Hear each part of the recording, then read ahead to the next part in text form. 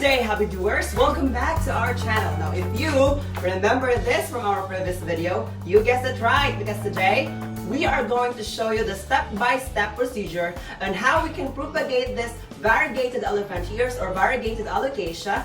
Now, stay tuned. To propagate our variegated alocasia, we will need the following materials.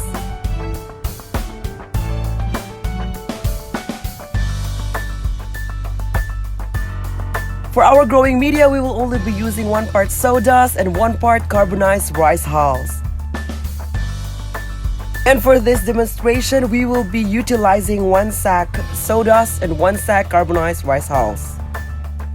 Using our shovel, we will thoroughly mix this growing media components and make sure that the mixture is homogeneous so that we can utilize it as our growing media.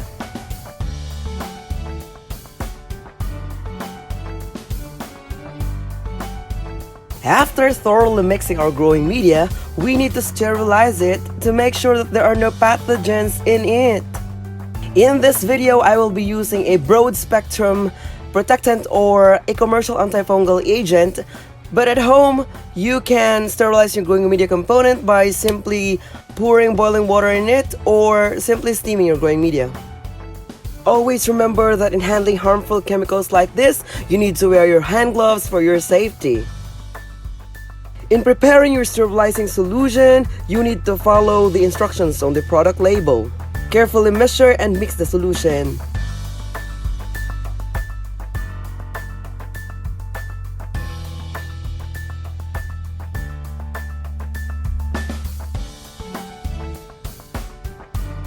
After thoroughly mixing, apply it directly to your prepared growing media.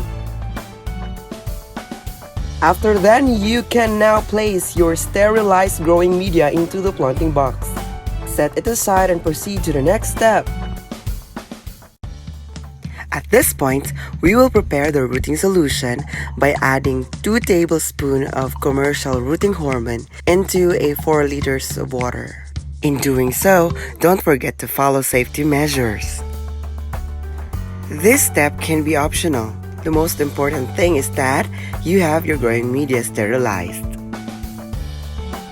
Since our main goal is to propagate this tuber, all we need to do is to slice it into pieces, and remember to be careful since the tuber can sometimes be slimy. The most important thing in slicing your tuber is to keep the bud eyes or the spot where the new growing plant will sprout. Slices with the most dominant bud eyes grow faster and most likely have the higher tendency of growing into a new plant rather than those without the bud eyes. Now, it's time to soak our sliced tubers into our rooting hormone solution.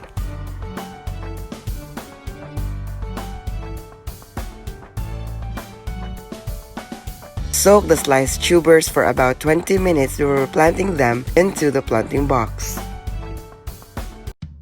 Planting the sliced tubers into the planting box can be fun. Just plant them with regular distance for about 4 to 6 inches apart and bury it approximately 1 inch below the surface to maintain space for their growth. One important tip is to bury them in an upright position to avoid problems such as rotting.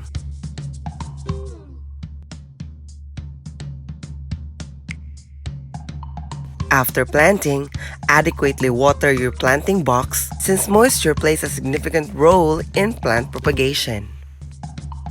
If you are doing it outdoors, it would be better to install screen barriers to protect your plant.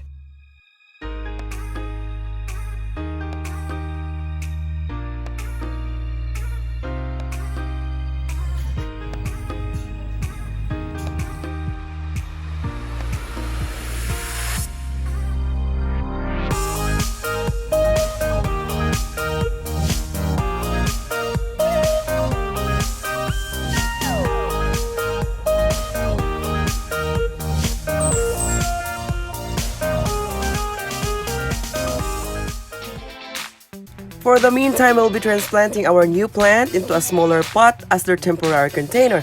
Take note that prior to this, you need to water your plant box before uprooting your new plant, and you have to be extra careful with the roots. Make sure that there are no cuts or injuries to the roots because roots mainly absorb water from the ground or from the soil, so it's very important and crucial for a new plant to grow.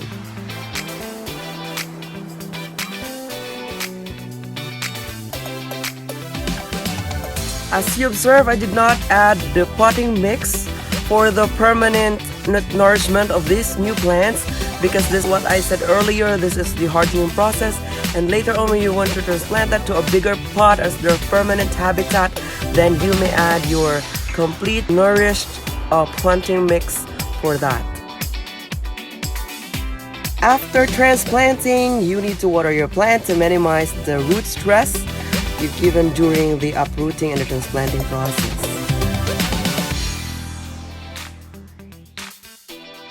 After that, you may place your new plant to a shed or a nursery or not too directly from the sun because it will harm them. Of course, they are new plant, they're babies, so you have to be extra careful with them, and gradually you can transfer it to a more open environment.